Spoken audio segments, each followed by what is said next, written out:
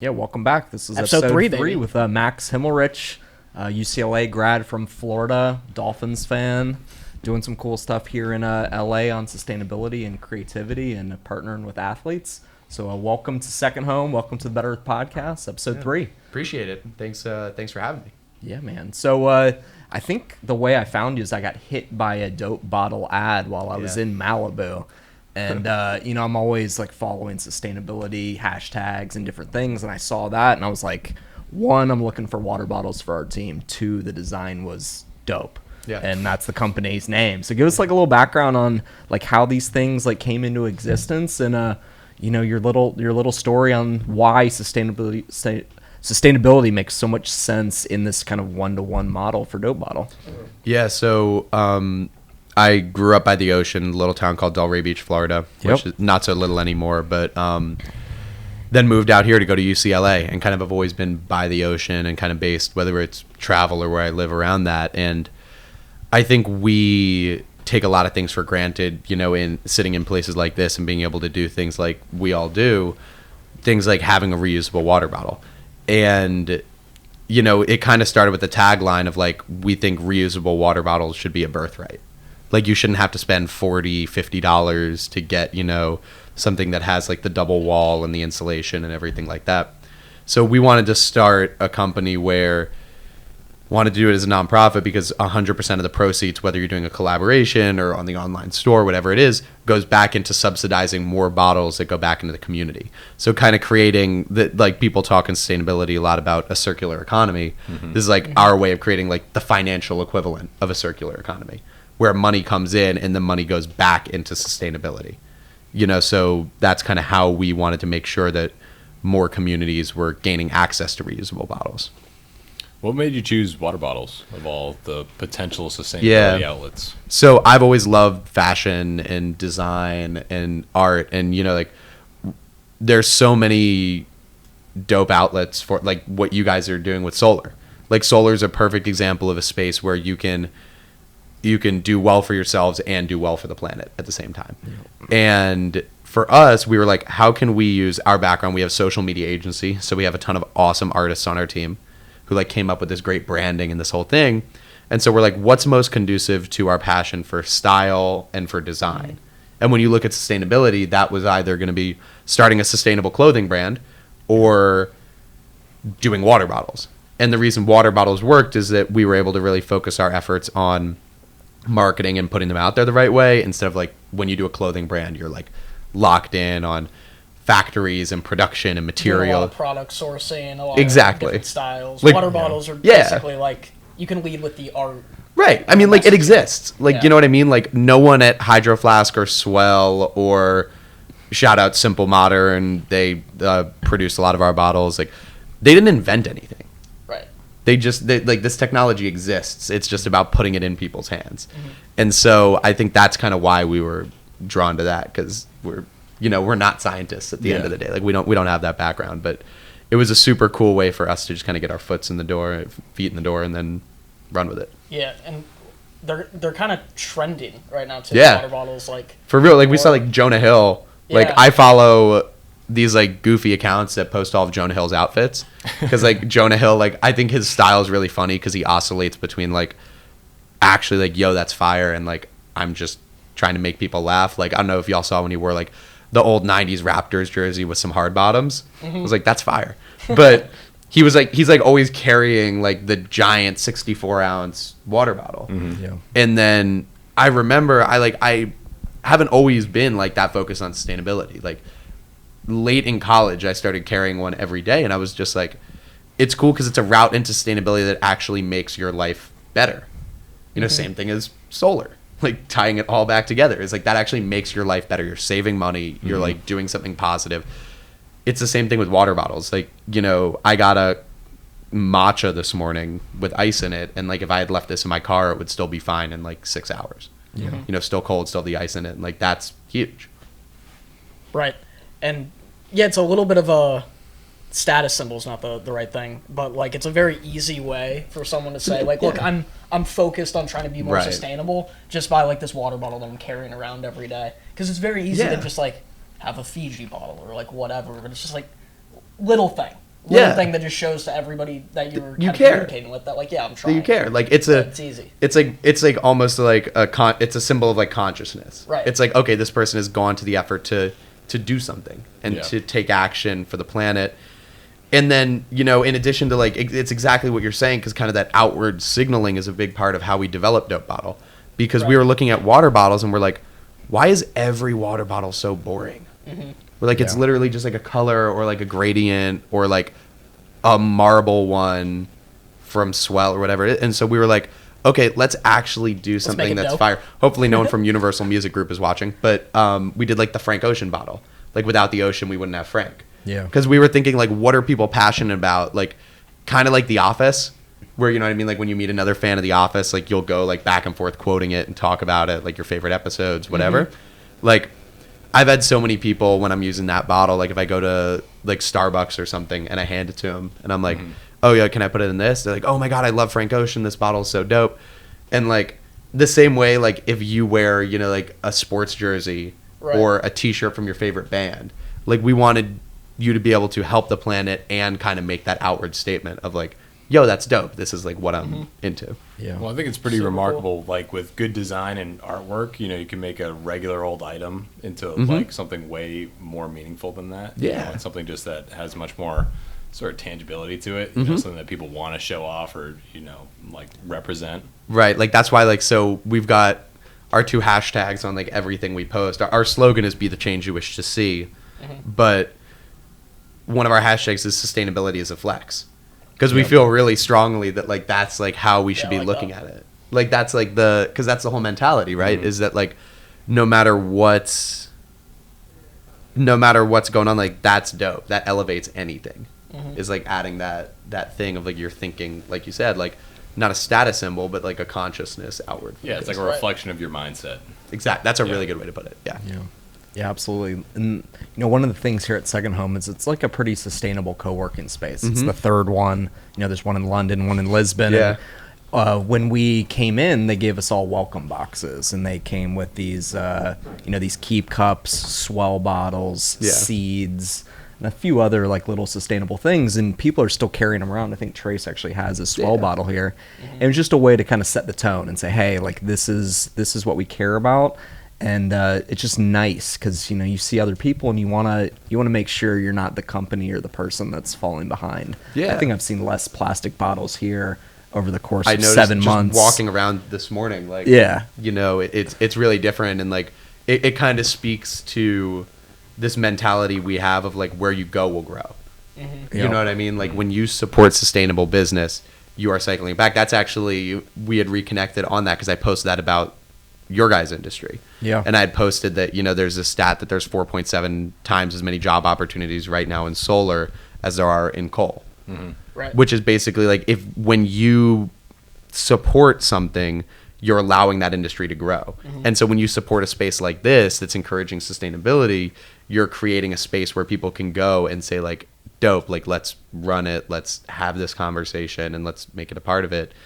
And like having those welcome packages and like really focusing on it, people want to use them. You see that when you're in a place like this. Yeah. It's like voting with your dollars, you know, exactly. Like every chance you get. And what I think is interesting about what you guys are doing with the Dope Bottle is the 1-to-1 giveaway. That sort of makes it, you know, you could just buy a water bottle or, you know, your standard, you know, double insulated bottle, but with you guys it does a little bit more than just one bottle. So how does that work? How does that program work? Yeah, so we've got kind of 2 programs. We've got like the collaborations and then we've got the online store.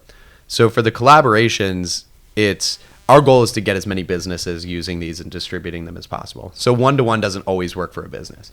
You know, like if a company wants to sell a bottle and make their, you know, traditional retail markup, we basically build in the donation into that. So like, you know, it might be like 2 to 3. So for every 3 bottles they buy, we'll give away 2 just so that they can still make it happen. Like we'd rather do that than not have something at all. But for the online store, it's all 1-to-1. Basically, the way that works is that like we found that talking to some scientists, reading a lot of studies, the environmental impact of shipping a bottle can end up being a net positive if you get 2 bottles out into the world for every 1 bottle you're shipping. We actually just are working on finalizing it. Maybe by the time this comes out, it'll be locked in. But actually carbon offsetting through credits every single shipment that Dope Bottle makes, which we're really stoked for. But yeah, so for every bottle that someone buys, a bottle gets given away in the community. The average reusable water bottle eliminates 162 plastic bottles a year. Our goal is to eliminate 324 with every single one. So, when you purchase a bottle, we take that and then we'll go, for example, we're doing a distribution in a few weeks with an awesome organization called A Walk on Water. Started here in Southern California. They use surf as therapy for people. So people who have experiencing trauma, people who have experienced, post-traumatic stress, things like that, they'll bring them out and they'll teach them how to surf as a way to, connect with the ocean and kind of just relax. Oh, cool. And yeah, it's really awesome.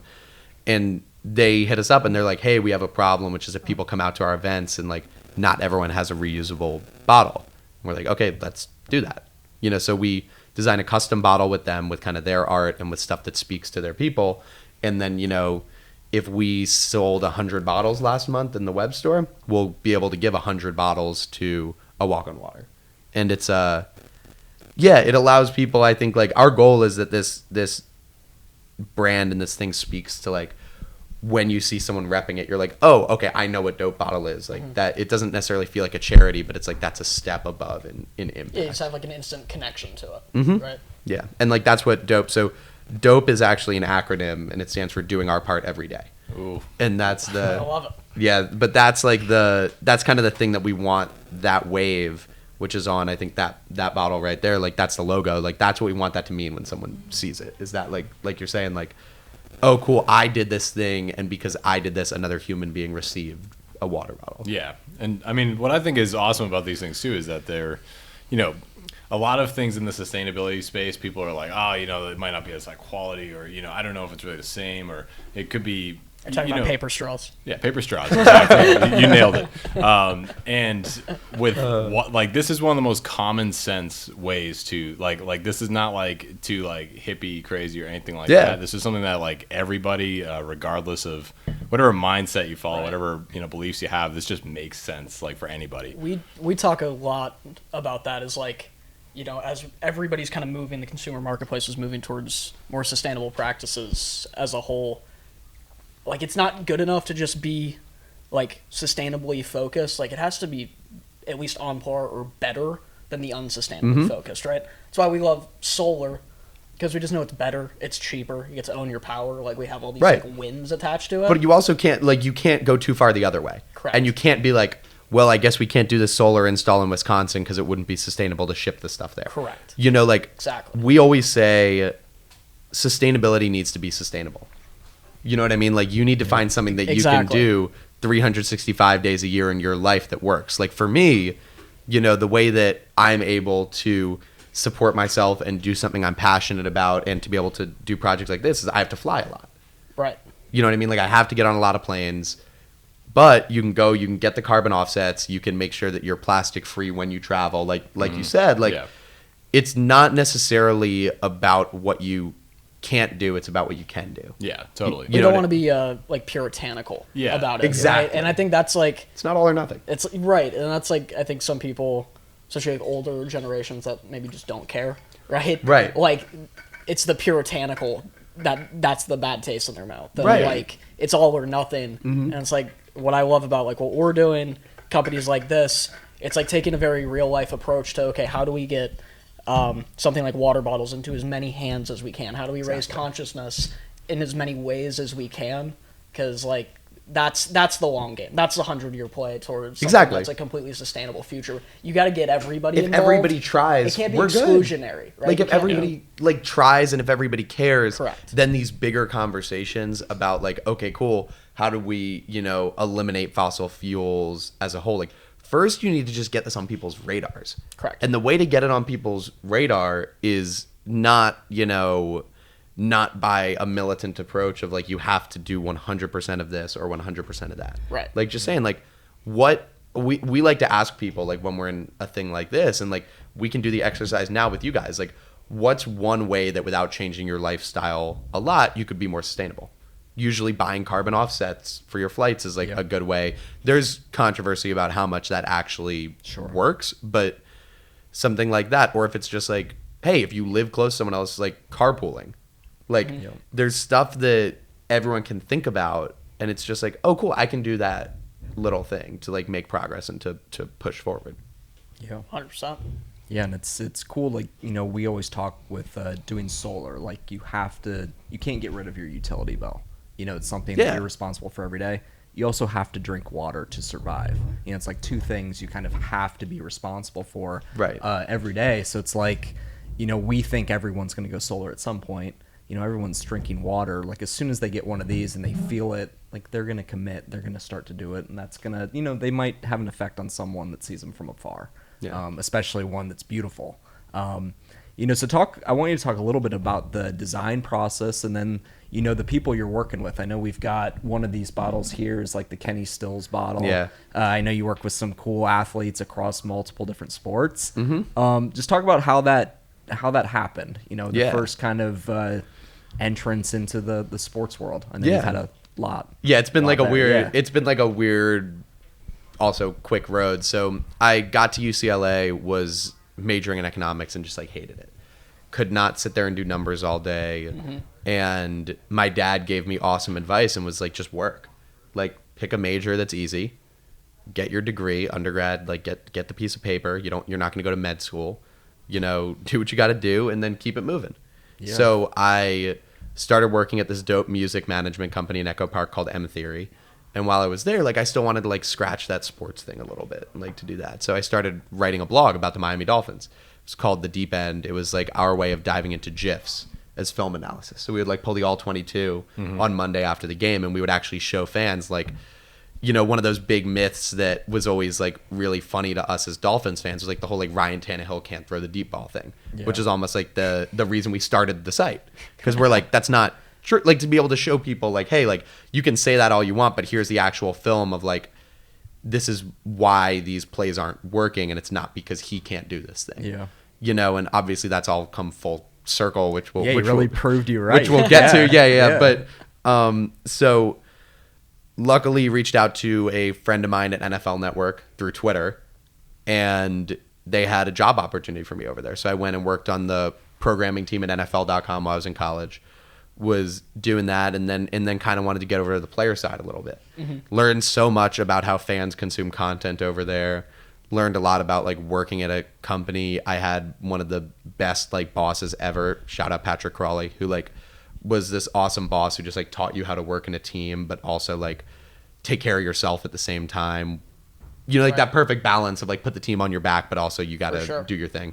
Yeah. So then I started working on the player side. I came over as an intern at an agency called ISE, which then had a kind of different structure for their football division. But Kenny Stills was a client over there. And Kenny's agent at the time is this awesome dude named CJ LeBoy.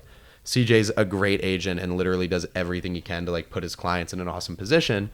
And he came to me, and CJ was like, hey, Kenny's doing all this amazing work in the community, and I think it would be awesome if we work together on like a way to help him kind of promote that, where he doesn't feel like I'm self-promoting, but where he can still motivate people. Because there's a legitimate, you know, there's legitimate benefit to talking about it. So I went down, I grew up in South Florida. Kenny was playing for the Dolphins at the time, so it was easy for us to link up. We started talking, and we got really close. You know, we're aligned on a lot of political issues and, you know, a lot of kind of social justice causes. And I think that, you know, Kenny had started taking a knee during the national anthem, and that was something that we wanted to make sure that we explained to people. There were a lot of lies, you know, coming from very high levels about what that movement was really about. Right. And so this was our, you know, opportunity, kind of in the same way that we want to, you know, almost like in the same way that like PETA hijacked veganism and made it uncool. Right. Like, the president hijacked taking a knee during the national anthem and made it unpatriotic. Like it doesn't, you know, like it isn't unpatriotic. That's not what it's about. It's about, you know, it's actually about loving the country so much that you're willing to stand up for it. Right. But so started working with Kenny, and Kenny does so much amazing work that like I didn't really do that much. Like, Kenny was just doing amazing stuff, and we were just figuring out how to frame it. And the work that Kenny did put me in a position to succeed, because as someone who was managing his digital at the time, like I was able to succeed based on all the amazing things he did. And then, we linked up with a couple other people and realized that, in the sports space, there was this desire to shape your own story. Yeah. And this desire to create, the thing that I say to people is like, social media lets you control the first 3 words that someone thinks when they hear your name. Mm-hmm. Yeah. And so like, that's kind of how we approach all of these athletes that we work with. We have a really small roster, but we work with awesome guys, and like, it's really all about maximizing those causes. And, Kenny worked a lot in mental health and in social justice. And so, he and I were traveling last summer, and I had this idea for what turned into Dope Bottle.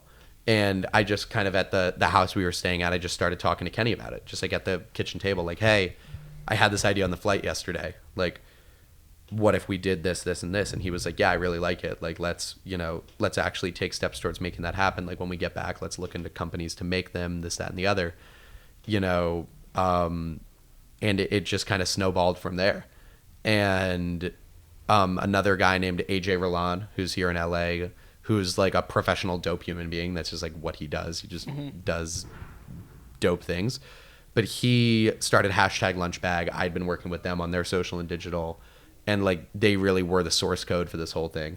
So we kind of came into their nonprofit umbrella and started working with them and the team over there, who are awesome. And do you want to tell people what #? Yeah, for sure. So #lunchbag started in 2013 by AJ, another guy named JD McElroy, and a few of their homies, and they wanted to basically like spread love through meals for people experiencing homelessness, but they didn't want to do it in like the just like drop things off at the food bank and be on your way kind of thing. They wanted to actually go down and give them out in this kind of like leveling human experience.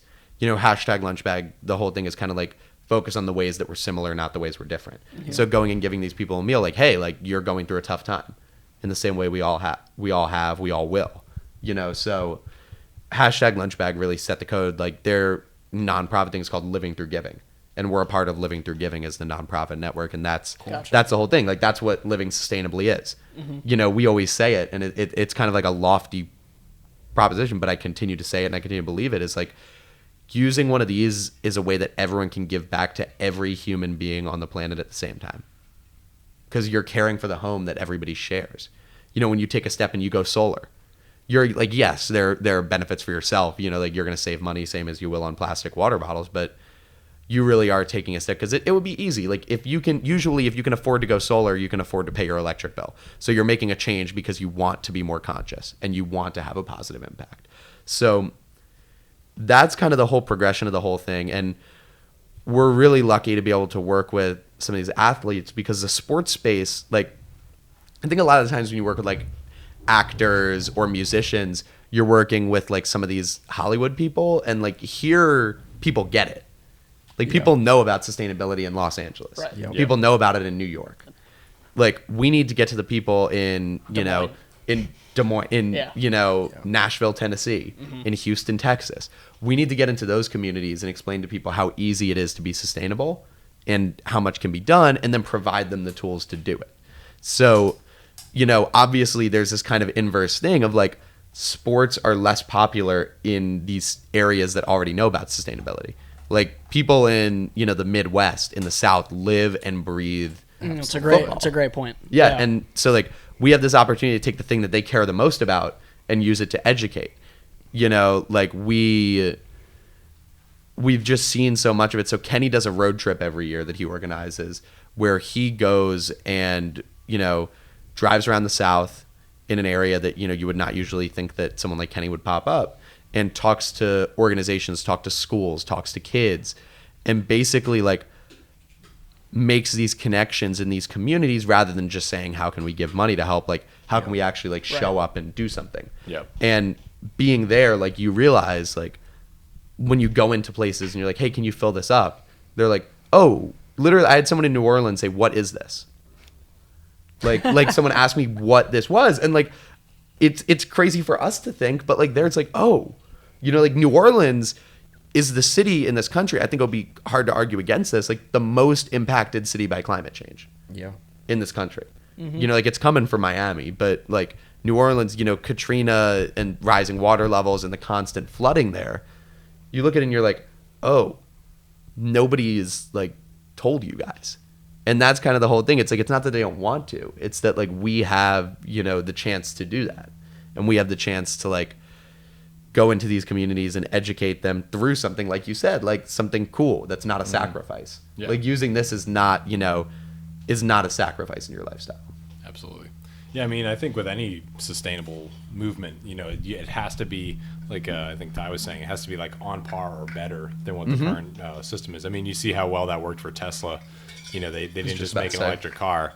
They implemented, you know, amazing technology, but also beautiful design to make it something that's much more than just a car. Yeah. And I mean, like we saw that, I think at first, like I always say, like when people look at a Tesla, like if you saw a Chevy Volt a few years before Tesla started, like that's kind of that's the mold. Right. Yeah. Like I loved that car. My dad, so I grew up with one of those, and my dad loved that car, and like it was great. You know, especially if you live in LA, a Chevy Volt is the perfect car. Because, yeah, you've got, you know, a hybrid efficient gas engine if you want to drive out to Joshua Tree. But you would spend 8 hours in the car if you tried to drive 50 miles in Los Angeles. Yeah. You know, so like, I'm totally with you. I think Tesla's a perfect example of like, or, you know, honestly, like what we're doing, what you guys are doing, you know, these companies like a store, you know, like Recontained in Venice, like what they're doing is really cool because we all buy the same stuff. Like, you know, you find a hair product or a deodorant or toothpaste that you like and you use it over and over and over. And like eventually it gets cheaper when you're using the refillable thing. Right. You know what I mean? Like the impact becomes better and it just all makes sense. Like yeah. Totally. And yeah, they're about to start shipping. They talked to us about that on the last podcast. So they're just local right now. So you have to go to Venice to get it refilled. But they're developing a model where they're actually going to be able to ship it like nationwide. So you're going to be able to get like a box and then like send it back. Yeah, that's cool. And kind of close the loop. And we were talking to them and like I'm super excited to see, okay, if they figure that out, like that's a giant, huge like supply chain conundrum more than anything. So if they figure that out, like I got to think like they're not using a bunch of plastic. They're not using a bunch of bottles.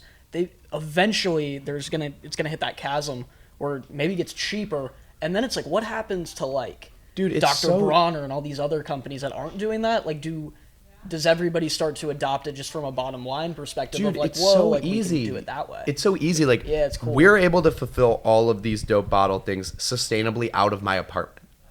Right, that's wild. That's amazing. Like, it's not that hard. Like, to walk you through like our shipping process, how we made our shipping zero plastic and how we made it as sustainable as possible. Shout out Eco Enclosure. They're a dope company. You can go online, order like any custom size box, anything like that. Eco Enclose actually, but we order our boxes from them. We wanted thick enough boxes that we didn't have to use a ton of packing material. So the box is kind of the padding in and of itself. Yep. So, you know, the 100% recycled thing is kind of played out, but it's better than just a new box that's rolling off the line. Sure. So we got those boxes. We use non-toxic ink stamps instead of printing on the boxes. So it's literally just a hand stamp, like boom, with our logo, stuff like that. Yeah, I love that. Then we got also from them a shipping material that's just like this paper that you can like pull apart that kind of turns into like a spongier material that's really cool. For our hang tags, we used an awesome company here in LA called Indie Printing, who prints on hemp paper. Nice. And hemp paper is great because when it hits a landfill or anything, it'll dissolve. You know, and like there's ways we could even be more sustainable. We'd love to switch to, have y'all seen like the seeded paper? Yeah. Where you can print. For sure. Those are fire. Yeah, that's great. super cool. Yeah. But like we use those for our business cards. Oh, awesome. Yeah, like so like, but for example with us, like we looked at the price, we're like, oh, we're not quite there where we can do it yet. Yeah. But like we, you know, have kept our costs down so low that like it's like $1 of operational cost on a bottle. Like between like the cardboard box, the hang tag, the hemp twine to tie the hang tag on, and the packing material for $1. Wow. And it's fully sustainable. That's pretty good. That's awesome. But like it, and like I was like, we're not that smart. Yeah. And like we could figure it. You know what I mean? Like if you had like these companies, like you're saying, like, you know, like a Johnson & Johnson, where you can hire, you know, Johnson & Johnson could go to Harvard tomorrow and say like, I want the 3 top graduates from your class. I'm going to pay them $250,000 a year each starting, and you're going to like run a sustainability division. Like when companies start doing stuff like that, that's when you're going to be like, oh, like they can close that loop. Right. And like the Recontain people are perfect examples. Like, they've dedicated themselves to figuring this thing out. Yeah. And they're doing it. Yeah. What you guys are doing, like, you guys have taken a business model that wasn't necessarily sustainably focused, even though it was a sustainable product, and said, wait, like, if we don't cut corners and if we do this the right way, we can actually make it. Like, it's that kind of like B Corp versus whatever mentality. Mm-hmm. Like, we can make it a company for social good. And like, we're lucky that we can be a nonprofit, that we have the luxury of doing that. Mm-hmm. But like, there's nothing wrong with being a sustainable business, like, for sure. Corporate good.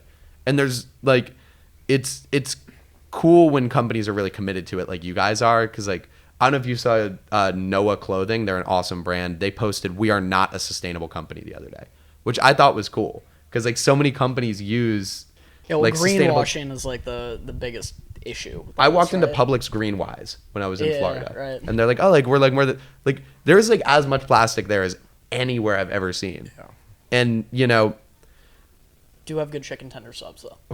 Don't go there. The chicken tender sub at Publix is one of the only things. Like, my parents always tell me, they're like, one of the only things I miss about Florida. The Publix merch, by the way. Do they have fire merch? Yeah, they just dropped like sandals and stuff. Like, I run the biggest account in Gainesville, Florida. Like, it's called Best of Gainesville. I still run it, and like, all the sorority girls are wearing Publix merch all the time. It's crazy. Yo, I would rock Publix merch. Like, right? Like, if I had known about that a week ago, I would be on this podcast wearing a Publix t-shirt. I think you got to reach out to them and make some dope bottles.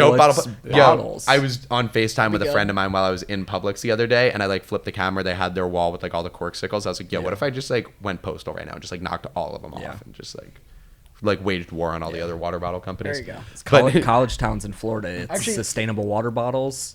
Yeah, no. I like, and so like, I grew, like, I know a lot of people like in Gainesville because right, I grew up in Florida. Like, I'd say half my friends like went to either Florida State or University of Florida. Yep. And like, it's kind of funny because like in the South, like, you don't have that sustainable culture, but like, it's cool in that, like you said, like sorority girls wearing Publix, like, the sorority girl demographic is actually a really good one for sustainability. Yeah. Because they want these water bottles. Right. You know, and like, hydro flasks and like, it's like Swell kills it Swell, with Well, it's like the Visco Gainesville especially, you know, it's a very sustainable city. It's probably the most sustainable in Florida. Really? I've worked with a company called We Are Neutral to zero out multiple businesses' carbon footprints locally. That's dope.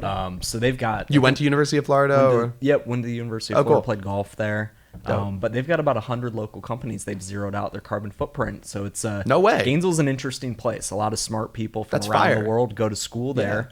And, you know, they're trying to kind of breed that, you know, Portland of the South or whatever it's trying to be. That's cool, yeah. But it's, you know, they're kind of butting heads with like old school. It's the Publixes of the world. It's crazy. You know, yeah, but it's a great place to have conversation. Right. And, well, that's the whole thing, right? Is it's like, those are the places where you can push that conversation forward. Mm-hmm. And that's like always just the objective is like, we learned that with the work we did with Kenny, the kneeling movement. Like, you know, we came away from a lot of conversations with people about taking a knee, and the conversation ended with like, I respect your right to do it and I respect your position. I don't agree with it. Yeah. And we're like, that's a win.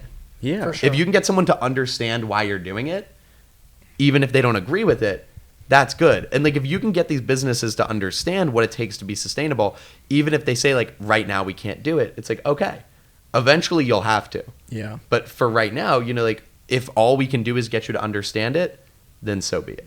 And my job with a few of those businesses was like, hey, like, maybe you don't think you can afford it yet, but what you really can is you can't afford not to do it from a PR side.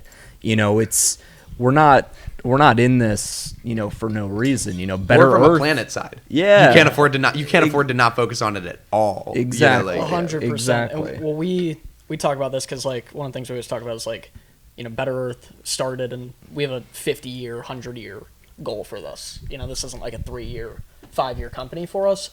And obviously we want to be sustainably focused just because we believe it, core value-wise. Also, we know the demographic and the consumer marketplace that's coming up. We know 10-year-olds today are going to be 40-year-olds in 30 years. And we believe and we know that consumer marketplace, they're going to look back and they're going to look at companies and be like, what were these guys doing 30 years ago? So we're like, let's be thoughtful. Yeah, today, they're gonna pull the receipts on every day. everybody. Like we're gonna Right. we're gonna make Yeah. sure we're gonna have like podcasts like this from 2020. But there's something to be said about being first, and like Yeah, there's something for sure. to be said about like learning that and experiencing that, and like, Absolutely. and also the way you guys frame it, it's so smart. Like I was talking, like my parents, they have like their house in Florida, they've gotten pitched by 1 million people on solar, and Yeah. literally they were like, "Oh, what are you doing when you get back to LA?" I was like, "Oh, like tomorrow morning going on like this podcast." I told them about the company, and they're like, "Oh, we should talk to them." Because I framed it as like, oh, they're like making solar more sustainable, and like they're like focused on that space. Yeah. Because so many people want to do it for that reason. I think the old guard kind of thought like, oh no, it's purely cost. You know, if you sit down with someone, you say in 3 years it'll pay for itself, they'll do it. But there's a lot of It's people. both. It's both. Like you need the logic with the emotional. Right? Exactly. If you can tie those, that's why it's such a strong product. Because we have both. Like we have the logic. Same. And we have There's a lot of we have the emotion. the It's Venn same- diagram here it's has the a very same- large it's the middle same- section. It's the same thing. Like those are the best and honestly the easiest kind of inroads into That's the other thing, more dude. sustainable. It's Yeah. easy. Like people don't want to admit that their businesses are easy. Sometimes every business has like, you know, difficulties and things that pop up. This is easy because people want it. Right. You're giving people a way to be more sustainable and get a product they want and help other people. Yeah, and look cool Win, in the win, win. process. Yeah. Yeah. Yeah, and that's like what we're doing at Better Earth. You know, we've been very brand aware in what we're doing, not just on how we pitch to homeowners and how we look, but with like recruiting. You know, with this next wave of Yeah, I saw what 16, you guys are doing. 17, It's cool. 18, 19-year-olds that are more sustainably minded, and they want to say, hey, maybe I want to do something for purpose, but That's why also like we're working make on like some TikTok money. right now. Yeah. We're working on getting on We just TikTok got on because Exactly. we're like Yeah. like we just, you know, like if you follow at Dope Bottle on Instagram, Yeah. like we post a lot of really cool drawings. Our creative director's name is Indigo. Yeah. She the kills it. solar one was amazing. Yeah, no, yeah, but so like cool. she just draws that. And so we're like, we could literally just put this content on TikTok by being like, oh, cool, just time lapse yourself Yeah, drawing right, it. of course. Yeah. Yeah. And then like just leave it like the first 8 seconds is you drawing it, and then the rest is just a still graphic up on the screen. Yep. You know what I mean? And like these kids get it. Yeah. Like it's this kind of like I'm so stoked for the next generation because like they're just done. Yeah. Like between school shootings and lack of focus on environment and like, you know, people who lie to them blatantly from the highest offices of power, like they're over it. And like they're ready for change. Right. That's why companies like, you know, you guys are so dope in what you're doing because you're like you're on that so that when you guys sit down next to one of the old guard solar companies, it's like, well, we're focused on the planet. It's like, cool, we're going with you guys. Yeah. What Yeah. are like the big I'm really interested like obstacles to sustainability in solar other than shipping massive things long distances? Pat, you want to take I this mean, one? I think one of the major ones is just getting the utility companies or the state governments to embrace it. Oh, interesting. Yeah, because there's like Nevada, for instance, was a state that makes all the sense in the world if you look at the solar index of like how much UV power they get. I don't know if I can curse on there, but it's hot as shit there, like all Hot the as shit time. all the time. And if you look at that, it's like one of those states that makes all the sense in the world to have solar, you know, much more so than, you know, even where I came from in Massachusetts. But I was selling solar in Massachusetts while at the same time in Nevada, they, the state government with the utility companies hiked up these extra fees essentially to keep Yeah. it short and simple, making it virtually impossible or, you know, not Because of like cost-effective. because of like processing the energy or something No, like you that. were So going it's to called put the- yourself in a much like worse financial position. They were basically they're trying to keep the monopoly. Yeah, it like was- that's the long Right. story short. And that's like the other that's the special that's those are those yeah, we're interests at play. fighting. Like We're fighting oil. right. You're fighting oil. It's Yeah. like but that's the same thing. Like It's a big competitor. I saw this like meme the other day about water. It's like someone was like, do you want to buy some rocks? And it was like, why would anyone buy something that's free? And it was like water bottle companies. You know, like because it's like true Right.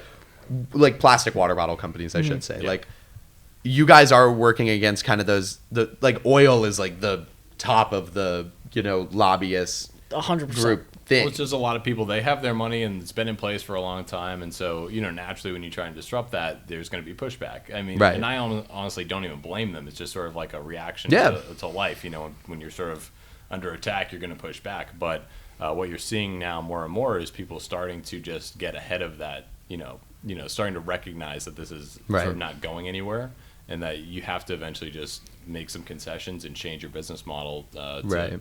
sort of be effective or be, you know, sort of like respected in the public eye. And are they ahead of us internationally? Like other countries, are they like way better about solar or like? So I mean, it's a interesting dynamic because I mean, like the United States and other like European countries, we have like a utility grid. Right. So it's kind of different for us versus places like in Africa, they don't have a standard a utility grid, so they could make a switch to solar solar. with just internally. Solar and batteries would make all the sense for places that don't already have a functioning grid, and then in other countries like China, who manufactures most of the solar panels, they just need the electricity. They need additional sources. Yeah, like any real large developing country needs to diversify their energy portfolio. So some of those countries like China, they start investing in the solar technology. Billions and billions. And well, billions. I mean, like you're turning a renewable resource into something that substitutes a non-renewable, because you're turning the sun into something that substitutes for fossil fuel. It comes up every day.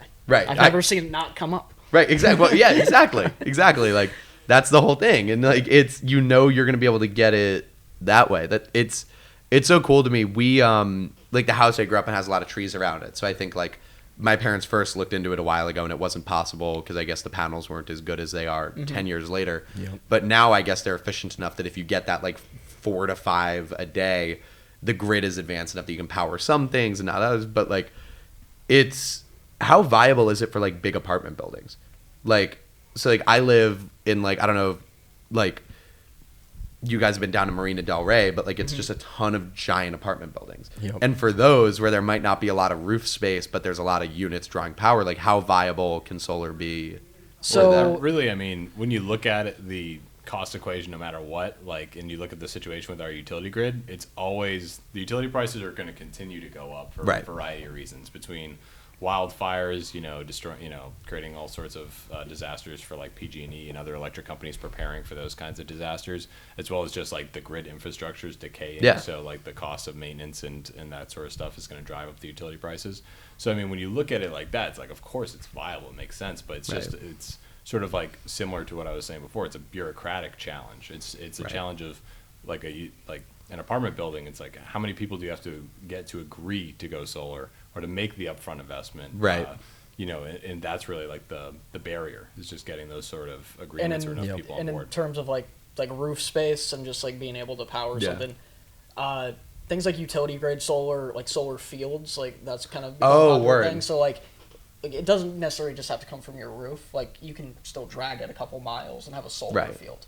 Right, or like we have customers that do ground mounts, in their backyards. It would be so fire for like something like to partner with like a big music festival, like something like Coachella, where there's like just a ton of outdoor sun and a ton of land, and if you're just like, yo, let's just run a solar field. Do you have any connections? Right, well, no, but like exactly, like that's kind of like where we all can link up and we can all do these things, is like figuring out how to make those because like a music festival could go carbon neutral. 100%. You know what? They really should be carbon neutral. Well, they go so that We Are Neutral actually zeroes out like Bonnaroo, and they work with a couple others. I know there's other companies that zero out. But I mean, like really, like outside of just buying buying the credits is cool. Like and no, but actually doing it, like Billie Eilish actually did this on her last tour. I thought it was super cool. She there was no plastic bottles. Everything that was like there was recyclable, compostable. I think she provided like swell or like so they a lot of bands have been working with our cup, and like our cup is really cool, but the only problem is like you can't really take a cup with you like when you like leave your house in the morning. So like, it's a cool thing to have at home, but it also is more plastic waste, and they're not necessarily like the highest quality. That's why we want to work with bands. Like the kind of cool benefit we have as a nonprofit is like we pass things on at cost, which is wild, but like, let's say we're talking to a big music festival, and let's say right now, Outside Lands I went to this year, they sell metal water bottles, and they have like refills. Festival. It's great. I love it up there. And they have like refill stations with like the pumps or whatever. Right now it's like $25-$30 for a metal bottle there. Let's say for argument's sake it's $5 for a plastic water bottle. We want to sell this quality bottle with custom Outside Lands branding on it for $15 a bottle. Because our thing is, like, if a plastic bottle is $5, like, it should be your water bottle for every day. So 5 times 3. And let's, just pass it on to fans at that cost, because, like, that's kind of what we have the benefit of doing. Right. But, like, that's the goal, like you said, is, like, to take these things that we do every day, looping it back together, making it better. At a music festival, like, Making it better. Right, exactly. Like, the plastic bottles suck. Like, you lose the cap, it like is, the water gets hot in 2 seconds. It tastes awful once it's not Probably ice drinking cold. some like microplastics. Yeah, exactly.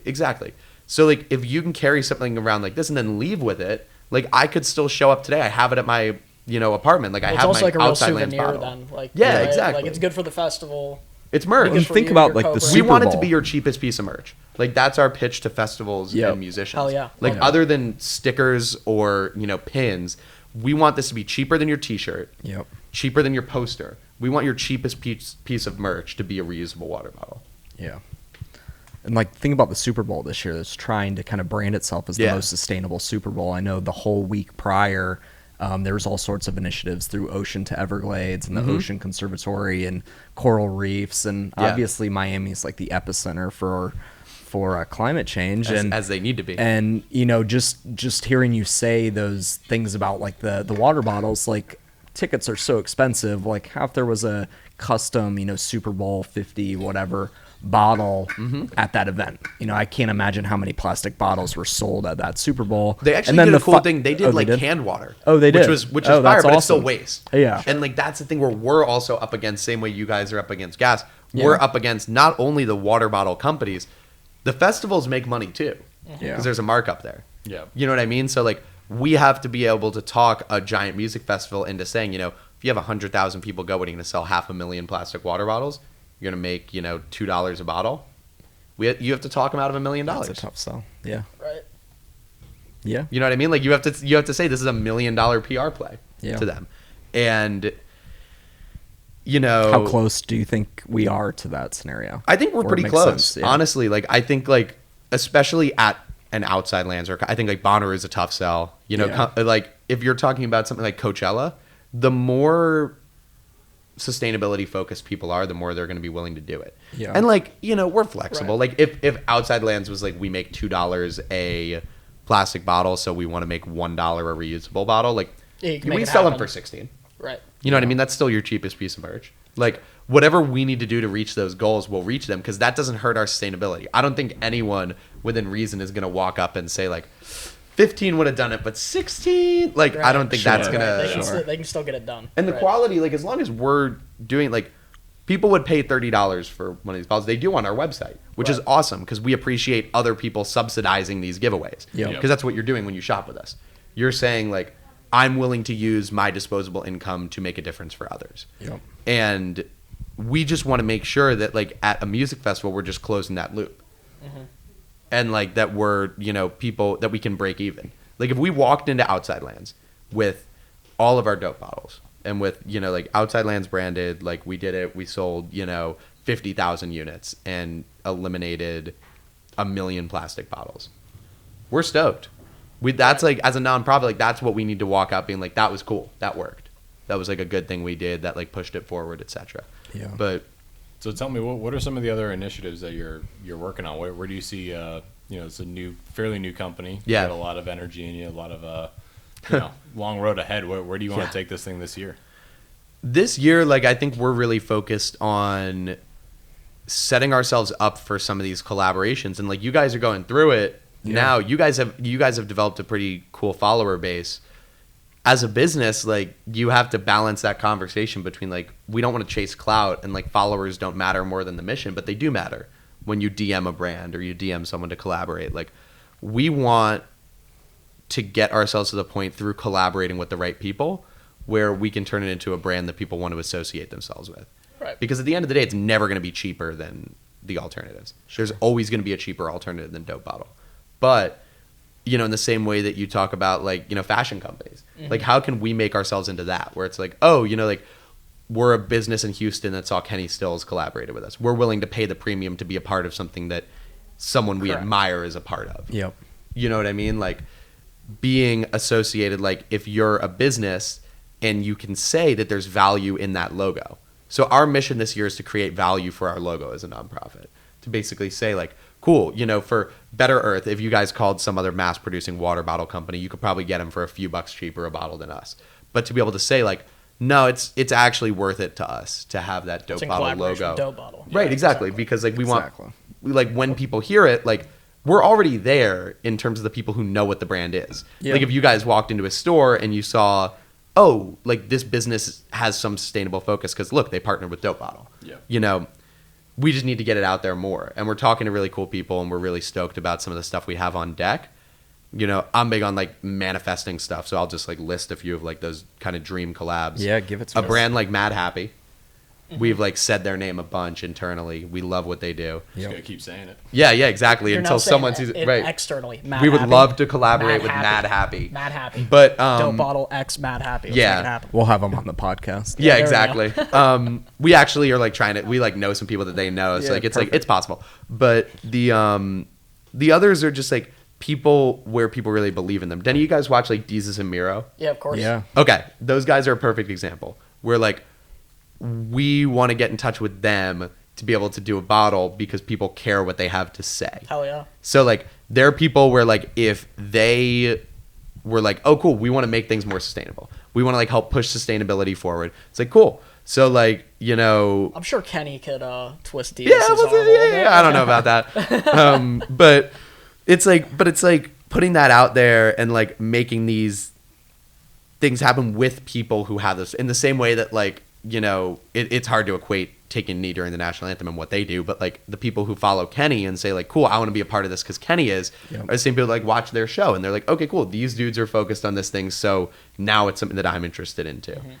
And you know, anytime there's a story to tell, like it comes back to stories, like being able to do that as a music festival and to be able to work with like an Outside Lands or a Coachella or something like that and say, let's get the experience because we're new too. You know, like you guys, we actually started around the same time. We had the idea for Dope Bottle on July 4th. Because that's when we got to the city that we were, you know, working on. Yeah. And then, you know, Independence Day. Right, exactly. Yeah. Independence from plastic. But so we, but yeah, like we just wanted to make it happen. So we developed the branding with our team. We have an awesome like group of designers, so the fonts and the colors and the website. We did all that kind of. Yeah, the website's beautiful. I know Trace is like a insanely good designer, and he was like blown away by the website. Thank you. Yeah, I appreciate it. But we so we like looked at all that, figured that all out, and kind of on a parallel track, we're developing the bottle and like working on that. We worked with Simple Modern. They're awesome. They extended a lot of benefits to us and have been super helpful in terms of like customization and making things happen. We wanted a bottle that was the manufacturer. Yes, exactly. But they also sell bottles. So like there are like you could just go on Simple Modern's website and buy a blank of this. You can see their logo is actually still on the back of ours. Yep. So they're awesome. We wanted a bottle that kind of had the sleekness of a Swell in terms of being streamlined, but also the handle of a Hydro Flask for the functionality. And they met both of those, and their laser engraving super high quality. Like if you look in like our font is like a worn kind of font, and they even get the laser engraving where you can like see into that. Or you know, on the Kenny bottle, there's a lot of imagery on it that they did a great job. I think it would be dope if there was one sort of like, you know, standard signifier of the dope bottle, because like from this angle I can't tell if it's dope bottle. That's the thing. I mean? So that's like we would, you know, green ring or something. That would be fire. Like, we also would love the brand expert Pat Butler. Yeah, something that it's kind of like how Yeezy's got the stripe, you know. Or what if there was like we would love to be able to like, I always have this vision of like, you know how you take a like pile of plastic out of the ocean, how it looks sitting there on the beach, like all the different colors of the plastic. I always have a vision almost if it was like a bowling ball pattern, like if you melted down all that plastic, what it would look like swirled together, and if you could turn it into the lids. If every dope bottle was like a tie-dye lid. Almost like iridescent. Yeah, exactly. You should definitely talk to Britt at Recontain. She does like ocean waste and plastic art. She showed us some amazing stuff she's working on. Our only problem is the FDA. Thing. Yeah. Because I don't know that they would be approved for consumption. Makes but sense. But you know, I'm with you. Like that's the whole kind of thing. And like the other thing is like we got lucky that this build of bottle is not necessarily like, a lot of people at least in Venice have seen it, and yes, it is a Simple Modern bottle, but they see it and they're like, oh cool, that's like the dope bottle shape. Like we have different ones for different sizes, and we use a couple different ones for straw lids or things like that. But I'm with you. We've also like a bunch of people want kind of a see-through little panel in it to be able to see how much water is still in it. Definitely. The problem there is like you're talking about sealing and like the vacuum and like all that. But Yep. Yeah, it's cool. One thing I wanted to make sure we touched on is you guys were a part with Kenny. I forget what the date was when all the NFL players wore kind of the custom cleats. Yeah. And I know Dope Bottle had their cleats. So yeah, in less than like 3 months in existence, you guys are already on the field in an NFL game. That's pretty cool. Well, yeah, we got, that's kind of like Kenny's biggest contribution on these things are his ideas and kind of the way that he looks at things. I think because of the platform that he has a really cool view on everything, which is like anything's possible. Like you said, like Jesus and Miro is like doable. Because of his platform, it's not like where we sit in a room like this and bang our heads against a wall trying to figure out how to make it happen. He's just like, cool, let's do it. Yeah. But also that platform is helpful. We don't deny that. That's a huge help. And I was personally just so stoked that Kenny wrapped his arms around that among like all the causes he was doing to kind of push that forward this year. And we got the sponsors who helped us do the Playing for the Planet thing. Yep. So basically for on-field initiatives, like a bottle was donated for every catch, yard, touchdown, things like that. We're hoping to make a bigger thing out of that next year and do kind of like a Playing for the Planet, maybe a month or maybe a week where a bunch of guys in the league come together. Yeah, that'd be awesome. Yeah, we thought it'd be really cool to bring to guys because also for businesses, like the cost, it's not that expensive to make a lot of them. Even if you're a linebacker and you had 100 tackles in a month, yeah, you're talking like $1,000. Well, the PGA Tour does that all the time with like Eagles for this cause this week. Oh yeah, or for the yeah, whole year. I love any kind of metric driven. It's cool. Giveaways that help fans connect with causes. It's an amazing way to just get the word out. And like that kind of platform, and like it was awesome having Kenny want to be a part of that, and the artist did a great job of creating the cleats, and it all just kind of happened, and it was really cool. And having that validation really it pushes you forward a lot, and it makes you feel like you're on the right track with. Have you guys talked to the NFL itself or like the Texans about like licensing and like getting it into stadiums? So I have like not. That? So it's always an interesting conversation because that's where you're like they're trying to make money and we're a nonprofit. So it's like a little bit like we would love to be able to do that though. The NFL, the only problem is they won't give out their license even if you're a nonprofit. Yeah. So like getting logo stuff in is really tough.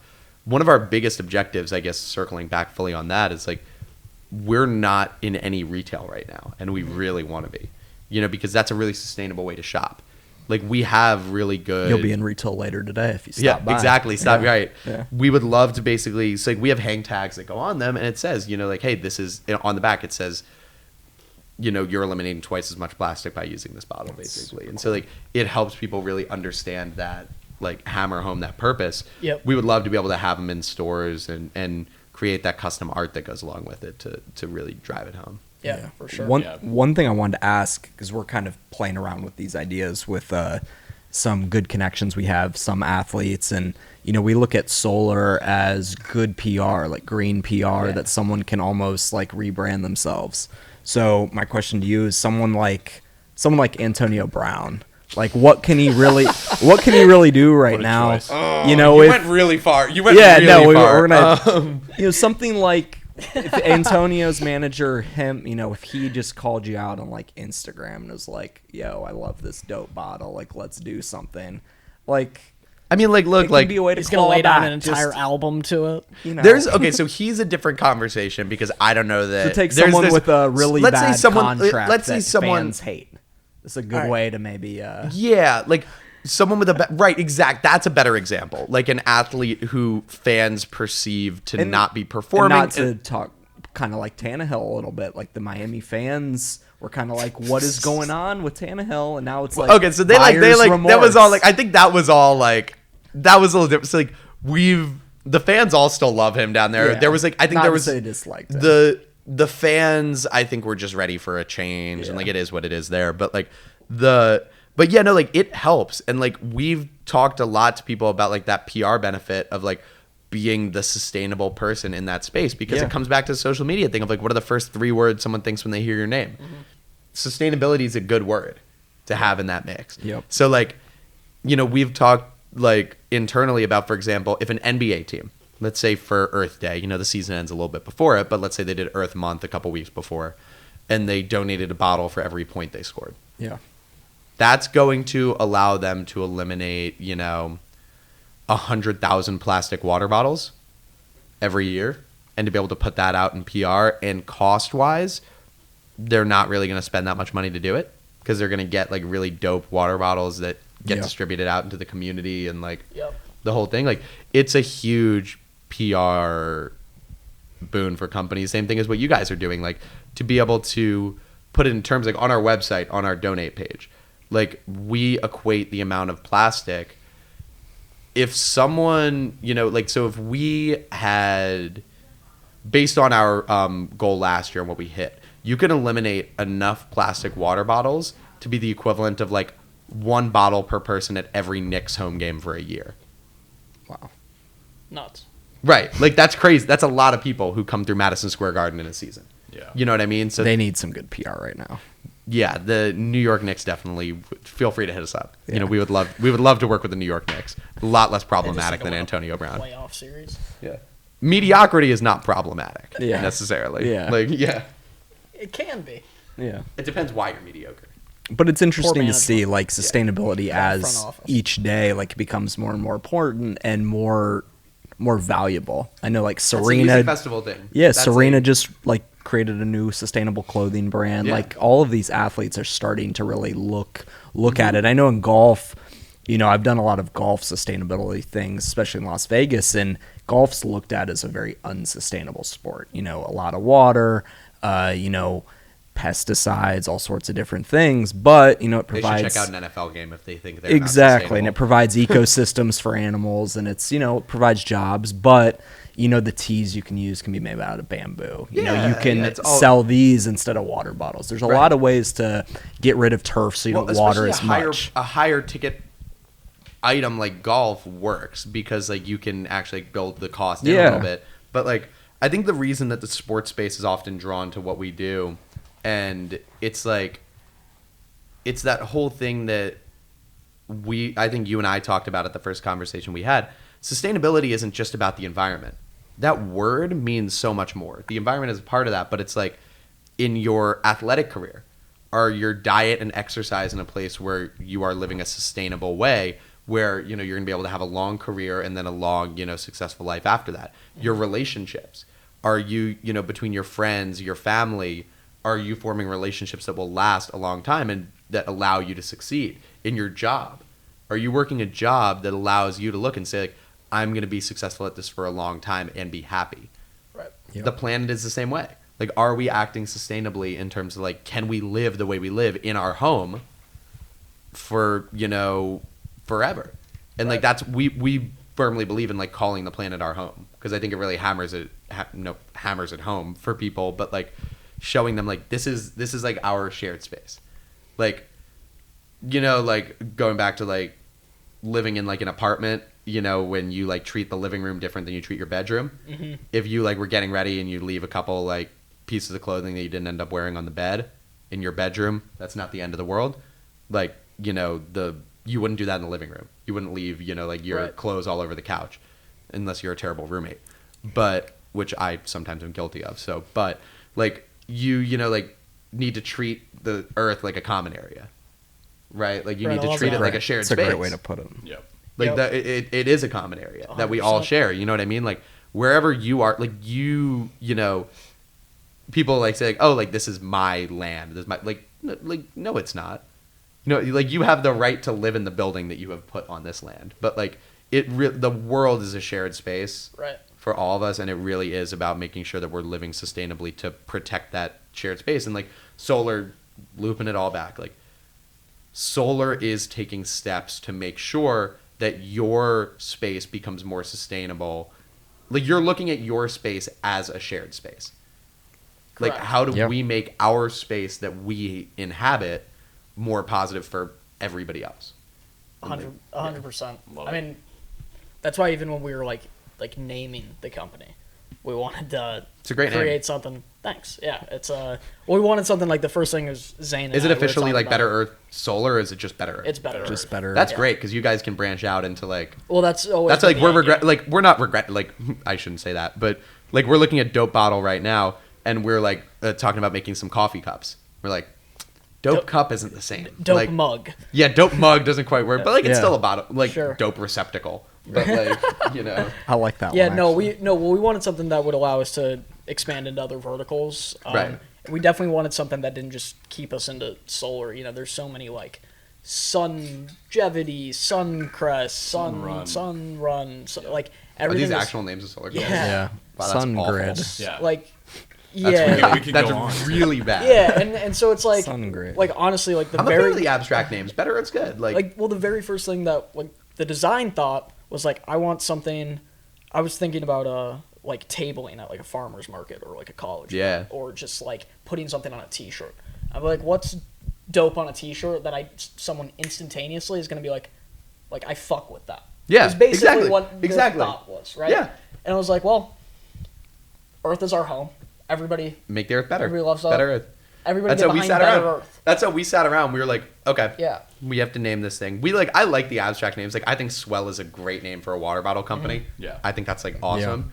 You know, I love that. But like, we're sitting around. We're like, okay, we had all these abstract ideas. We're like, okay, let's break it down. What are we trying to do? We're trying to make dope water bottles. Yeah, it works. Dope bottle. Pretty simple. Like it worked, and like Yeah. it. Clean. We also wanted it to be light. Like at the end of the day, like we're not trying to be this like heavy, and like we talked about. I touched a little bit on like the Right. whole PETA thing. Like I'm not afraid to say like PETA is trash. Like I hate what they do to this whole thing. Like, did you see their rejected Super Bowl commercial? Yeah. Where they like Yeah. compared like eating animals and like taking a kneader and that. They're so tone deaf. Right. Because like there's a way to be that staunch in what you believe and still make it palatable for people. Like sure. you just can't like they're like it's cool to actually be like vegan. Like being Sure. vegan's dope. And like there's like a lot of like memes about it and it's funny. Like the memes are funny, but you actually like you feel better and you like make a positive impact on the planet. But like PETA has made it into this thing that's not cool. Well, they've made it puritanical. It Right, goes exactly, Back to that. It's exactly. like no one likes when people are telling you what to do, like and making you feel bad if you don't like. That's acquiesce. the whole thing, making you feel bad. Like Right. we're not about You wanna be like, positive. shaming people for using plastic. It's like, well, just use this instead. Here you go. Let's look forward, not backwards. It's like Inception. You know? You want to make it their idea. Right, exactly. No, exactly. But that's what it is. Like you want to make that happen, but like that's a perfect example where like we want to make it dope to use a reusable water Right. bottle. Yeah. Like we want to make it fun, cool. We don't want it to feel like, some nonprofits feel like a little bit weighty or a little bit like a charity case. Yeah. We never want to feel like that. Like we don't necessarily care that people know we're a nonprofit. Yep. A lot of people think we're just a water bottle company. I love it. I love that people think we're making money off it. Like Yeah, there you that's go. a hilarious concept to Yeah, me. Yeah. But I think you guys should just start sending dope bottles to every big TikTok person. Because hydro flasks, I don't know if you know this, hydro flasks on TikTok Are like a thing, They're yeah. like a phenomenon. Yeah, no, we're right? working. So like It's we like want to scrunchies get on into your that wrist YouTube. And, yeah, Yeah, we it's- want to like get into that like young demographic because also like Yeah, just send it to Charlie DeMilla. That's all you I gotta don't know that, but like I guess I need She's to like get the luck. She's like 16-year-old queen of TikTok. Okay, cool. It's hilarious. But like, but what I mean, but actually though, it's like people like that. Like if we changed our routine, like when our parents used to leave the house, it was just like wallet, keys. Mm-hmm. We've changed our routine to like phone, wallet, keys. Then other people have like changed to like phone, AirPods, wallet, keys. Yeah. Like we need to add another layer. It needs to be like water bottle, phone, wallet, I love that. keys. Like that's like the kind of like fluency that it needs to have in people's lives, and like that's how you do it through those TikTok people. 100%. Because like when you're young, you're like you're easily influenced. You listen to all these rock stars, like all these like 70s rock stars say that they wanted to be rock stars because they watched Elvis and they watched the Beatles and the Rolling Stones, and they stood around and wanted to do that. Right. You look at rappers now who are like, I wanted to do what Kanye and Jay-Z and all those guys did. Like it's all about saying like, okay, cool. Who do these kids like? Who do these kids look up to? And also that's a good idea of positive PR. Like you were saying, a lot of parents are like, why are you watching this? You know what I mean? Like a lot of kids have to sell their parents on this content. They have to say, oh no, like I'm watching this person, like they do this. And if they're like, if a kid should like, look, they're like telling us to use reusable water bottles. And like, Right. cause the kid has to ask their parent, like a 15-year-old maybe they can, but like usually we'll have to ask their parents to get something like this. When they show them the video, it's like, oh, cool, this actually makes sense as a thing. And we want those influencers rather than being like, I want a hydro flask just because this person has one. To add that layer, being like, I want a dope bottle because this person has one and it helps other people. Yeah. Right. 100%. Love it. Yeah. Cool, man. Cool. Where can we find all your cool stuff? For sure. So Dope Bottle on Instagram, Facebook, Twitter, all of it, just at Dope Bottle. Nice. Dopebottle.gives, GIVES, is our domain. You can hit us there. We've got the shop there. We've got information, contact form. If anyone wants to, collaborate, you can DM us on Instagram there too for that. We're super accessible. We love talking to people, like, no matter how small your business is. Like we talked about the Mad Happies and the Deezus and Miros of the world, but like we're just as stoked to collaborate with smaller businesses. And just if it's like, a little coffee shop in Stuart, Florida hit us up and was like, yo, we'd love to get like custom mugs made. Fire. Let's do it. Like any business that wants to collaborate, like we're here to find solutions, not problems. So it's not like Swell or Hydro Flask, which might be like, oh, sorry, if you can't pay this, it's out. Like 10,000 piece minimum. Right. Exactly. Right. Like and by the way, I should plug this because it's pretty wild. Our order minimum is 24 and our turnaround time's like 2 to 4 weeks. It's Love incredible. that. Yeah. It's after like this, I think we'll have to get some art made and do we'll have to get our whole team. We could actually do bottles. some fire art. I was thinking about it with like the whole well, solar thing. I love this concept. The 360 wraps, they're cool. Yeah, they're super cool. Do something. The 360 wraps are fire. They're like a bunch of Pangeas. Yeah, right. Solar Exactly. panels will be cool. But like the company, they just do such a good job engraving the art, and then like any business that's interested, like we love having those conversations, and just anyone who has ideas. Like we've all alluded to it. Like we're not scientists. We don't do that. Like we don't have engineers on the team. Like if there's someone out there who's like, hey, you should actually like, this is a really cool type of packaging, or this is a really cool thing you guys should be doing. Like hit us up. We're always down for ideas. Like we compared Dope Bottle to a group text. Like we started it, and now you guys can just talk and converse and figure out how to use it to make dope shit happen. Love it. Awesome, I mean, I think I can speak for all of us when we say we're really excited to see where this goes in the future and excited to see the. We're stoked to work with you guys. I want to find ways that we can all like stay linked on all. Yeah, of we'll this. do something cool. Absolutely. Yeah, we'll do a lot of cool stuff. Oh yeah. Cool. All right. Episode 3. Awesome. Thanks, Max. Appreciate you guys. Episode 3. Episode 3. We're out. Episode 3. Surge. So yeah, good job, Done. Surge.